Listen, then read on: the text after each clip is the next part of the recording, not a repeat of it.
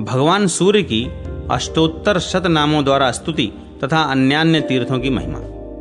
सनत कुमार जी कहते हैं, भगवान श्री कृष्ण ने भी शंख बजाकर सूर्य देव की भली भांति स्थापना करके एकाग्र चित्त हो इस प्रकार स्तवन किया।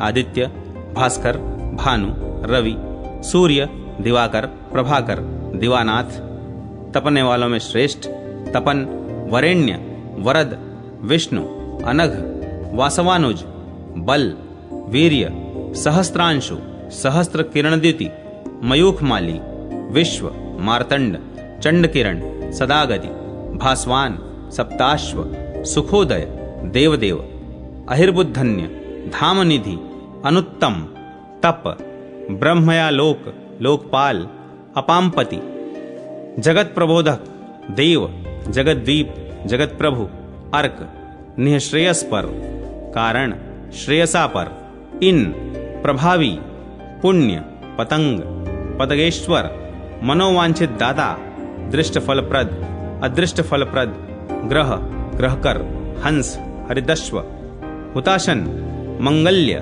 मंगल, मेघ्य, ध्रुव, धर्म प्रबोधन, भव, संभावित, भाव, भूत भव्य, भवात्मक, दुर्गम, दुर्गतिहर, हरनेत्र, त्रयीमय, त्रैलोक्य तिलक, तीर्थ, तरणी, सर्वतोमुख, तेजोराशि, सुनिर्वाण, विश्वेश, शाश्वत, धाम, कल्प, कल्पानल, काल, कालचक्र, ऋतुप्रिय, भूषण, मरुत, सूर्य, मणिरत्न, सुलोचन, त्वष्टा, विष्ठर, विश्व, सत्कर्म साक्षी, असत्कर्म साक्षी, सविता, सहस्त्राक्ष, प्रजापाल, अधोक्षज, ब्रह्मा, वासरारंभ, रक्तवर्ण, महाद्युति, शुक्ल, मध्यंदिन, रुद्र, श्याम, विष्णु और दिनांत नाम से प्रसिद्ध भगवान सूर्य को प्रणाम करता हूं।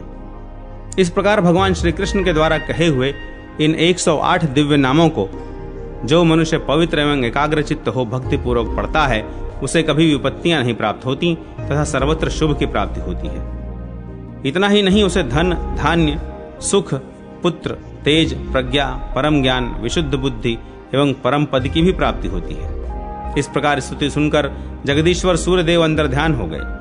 केशवादित्य के मुखारविंद का दर्शन करके सब पापों से मुक्त हुआ मनुष्य सूर्य लोक में प्रतिष्ठित होता है।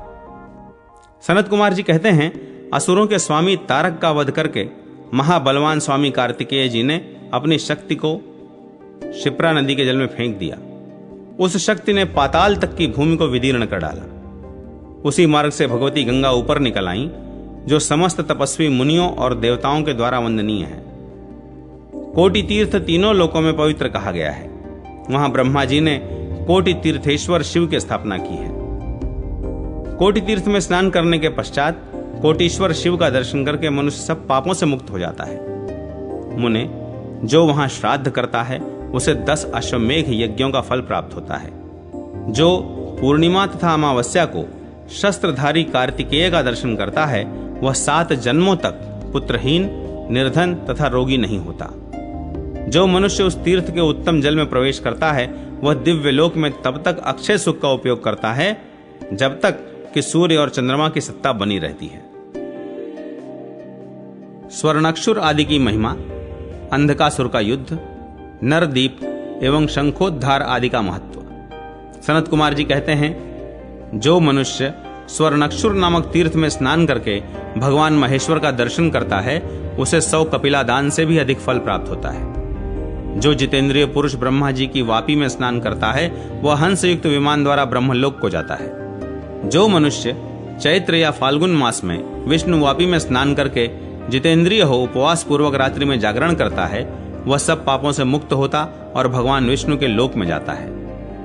जो मन को संयम में रखकर भक्ति पूर्वक अभयेश्वर देव के पट्टबंध का दर्शन करता है, वह रुद्र लोक को जाता है। मुने, जो मनुष्य एकाग्र चित्त होकर अगस्तेश्वर के समीप जाता है और अगस्त्योदय के समय उनका दर्शन करता है, वह संपूर्ण पातकों से मुक्त हो जाता है। काश पुष्प प्रतीकाश वह्नि मारुत संभव मित्र वरुणयोः पुत्र कुंभयोने नमोस्तुते। काश पुष्प के समान गौरवर्ण अग्नि और वायु से प्रकट मित्रा वरुण पुत्र कुंभयोने, आपको नमस्कार है। इस मंत्र से अगस्त्य जी को अर्थ देने वाला मानव पुत्रवान और धनवान होता है।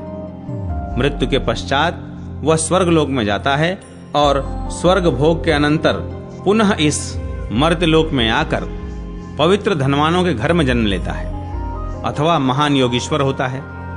व्यास उत्तम पुण्य प्रदान करने वाली दिव्यपुरी उज्जैनी प्रथम कल्प में स्वर्ण श्रृंगा कहलाती है, दूसरे में इसका नाम कुशस्थली होता है, तीसरे में इसे अवंतिका कहते हैं, चतुर्थ कल्प में इसका नाम अमरावती होता है, पंचम कल्प में चूड़ामणि, छठे में पद्मावती और सातवें में इसका नाम उज्जैनी जानना चाहिए। जो मनुष्य प्रातः काल उठकर इन नामों का पाठ करता है वह निस्संदेह 7 जन्मों के पाप से मुक्त हो जाता है। प्राचीन काल की बात है, उज्जैनीपुरी में अंधक नाम से प्रसिद्ध दैत्य राज करता था। उसके महापराक्रमी पुत्र का नाम कनक दानव था। एक बार उस महाशक्तिशाली वीर ने युद्ध के लिए इंद्र को ललकारा, तब इंद्र ने क्रोधपूर्वक उसके साथ युद्ध करके उसे मार गिराया। उस दानव को मारकर वे अंधकासुर के भय से भगवान शंकर को ढूंढते हुए कैलाश पर्वत पर चले गए। वहां देवताओं के स्वामी इंद्र ने भगवान चंद्रशेखर का दर्शन करके अपनी अवस्था उन्हें बताई और प्रार्थना की, भगवान मुझे अंधकासुर से अभय दीजिए। इंद्र का ऐसा वचन सुनकर शरणागत वत्सल शिव ने अभय देते हुए कहा, इंद्र तुम अंधकासुर से भय न करो। इस प्रकार सांत्वना देकर भगवान शिव ने महाभयानक रौद्र रूप धारण किया और वे एक चरण से पृथ्वी पर उतरे। जहां उनका पैर पड़ा उसी स्थान पर सर्वदेव वंदित एक कुंड प्रकट हो गया। भगवान शिव ने वहां पैर रखा था, इसलिए उस कुंड का नाम शिव पद प्रसिद्ध हो गया। सर्वप्रथम श्री शंकर के चरणांगुष्ठ की कोटि वहां पड़ी थी, इसलिए वह तीर्थ सर्व पापनाशक कोटि तीर्थ के नाम से भी विख्यात हुआ। वहीं भगवान अगस्त्य ने करोड़ों तीर्थों का स्थापन किया था, इस कारण से भी लोक में उसका कोटि तीर्थ नाम पड़ गया। उस तीर्थ का दर्शन करके सब देवताओं ने अपने हित की इच्छा से उसमें स्नान किया। महाकाल में स्वरूप धारण करके भगवान शिव का वहां आगमन हुआ था, इसीलिए वे उस तीर्थ में महाकाल के नाम से प्रसिद्ध हुए हैं। दानव अंधकासुर ने जब इंद्र के द्वारा अपने पुत्र के मारे जाने का समाचार सुना, तब महान क्रोध में भरकर उसने रण के बाजे बजवाए और सेना सहित उस स्थान पर आया जहां सब देवता मौजूद थे। रथ, हाथी आदि से युक्त विशाल सेना के साथ महायुद्ध के लिए उद्यत हुए दानवों को आते देख देवता लोग भगवान शिव की शरण में गए। तब वे त्रिनेत्रधारी भगवान महाकाल देवताओं निर्भय रहो ऐसा कहकर हाथ में त्रिशूल लिए खड़े हो गए। दैत्यों पर भगवान रुद्र का प्रकोप होते ही सारा आकाश मंडल प्रज्वलित अग्नि की ज्वालाओं से व्याप्त हो गया। अंधकासुर ने क्रोध में भरकर देवताओं के विनाश के लिए करोड़ों दुस्सह बाणों की झड़ी लगा दी। पिनाकधारी महाकाल ने आग की चिंगारियों और ज्वालाओं को छोड़ते हुए उस दानव के अस्त्र शस्त्रों के सैकड़ों टुकड़े कर दिए। साथ ही अंधकासुर को भी अनेक बाणों से घायल किया। जैसे भ्रमर कमल के फूल पर छा जाते हैं, उसी प्रकार भगवान शंकर के बाणों ने अंधक को सब ओर से आच्छादित कर दिया। अंधकासुर युद्ध में स्थित होने पर भी अत्यंत शिथिल हो गया, उसके अस्त्र शस्त्र भी शिथिल हो गए। भगवान शिव के गण भी बड़े भारी योद्धा थे, साथ ही उन्हें भगवान शंकर का सामीप्य भी प्राप्त था, इसलिए उन्होंने युद्ध में उत्साह पूर्वक लड़कर अंधकासुर की सेना को मार डाला। अपनी सेना को देवताओं द्वारा छिन्न भिन्न की हुई देख और अपने को भी महेश्वर के बाणों से क्षत विक्षत हुआ पाकर अंधकासुर विकल शरीर से भयभीत हो उठा। तब उसने तामसी माया फैलाई। उस माया से उसका शरीर अदृश्य हो गया और वह उत्तर दिशा की ओर चल दिया। अंधकासुर जिस जिस मार्ग से गया उसी से शंकर जी ने भी उसका पीछा किया। एक स्थान पर पहुंचकर अंधकासुर बोला, फिर भगवान शिव भी उसी प्रकार बोले। तब से वहां वागंधक नाम से विख्यात तीर्थ प्रकट हो गया। अगहन सुदी नवमी को वहां स्नान करके पवित्र हो जो श्रद्धा पूर्वक शक्कर सहित अन्नदान करता है, उसका वह सब पुण्य अक्षय होता है तथा दाता शिवलोक में जाता है। इसी समय अपने तेज से दिशाओं के अंधकार को दूर करते हुए अर्जुन द्वारा स्थापित भगवान नरादित्य मनुष्य का रूप धारण करके उठे। उनके द्वारा अंधकार नष्ट होने पर प्रकाश में जब वह दैत्य स्पष्ट दिखाई देने लगा, तब देवताओं को बड़ी प्रसन्नता हुई। उन्होंने नाना प्रकार की स्तुतियों द्वारा नर रूपधारी सूर्य नारायण का स्तवन किया और उनका नाम नरदीप रख दिया। जो मनुष्य भक्ति पूर्वक नरदीप नाम से प्रसिद्ध भगवान सूर्य का दर्शन करता है, वह सब पापों से मुक्त हो जाता है।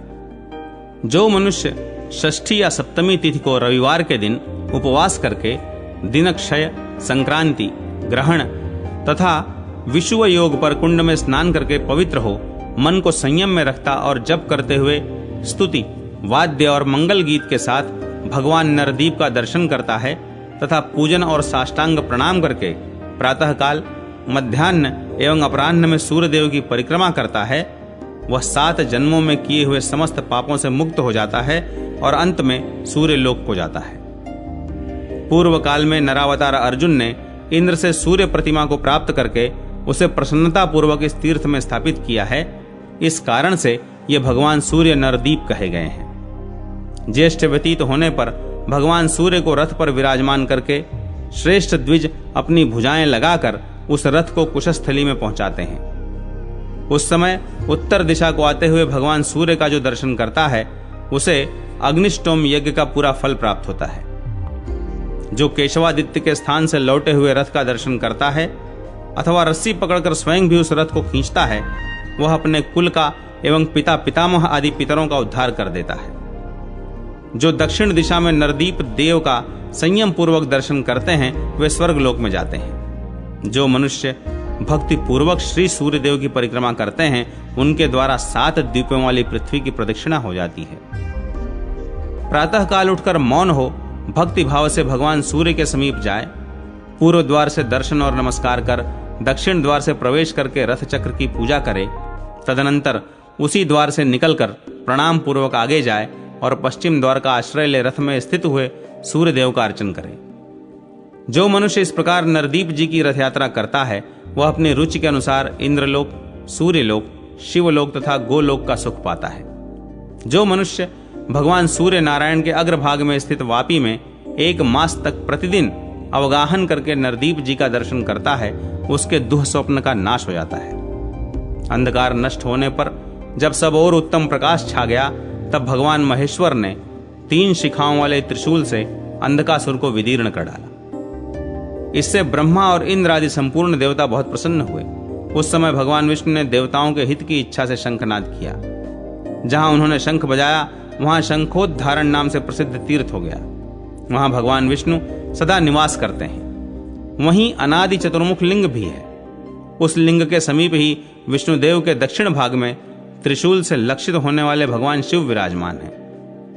जो जितेंद्रिय पुरुष चतुर्दशी और अष्टमी को इन सब का दर्शन करते हैं वे समस्त पाप राशि के क्षीण हो जाने से परम गति को प्राप्त होते हैं। जो वहां स्नान और एकादशी का व्रत करके शंखधारी भगवान जनार्दन का दर्शन करता है वह अच्युत पद अर्थात वैकुंठ धाम को प्राप्त होता है।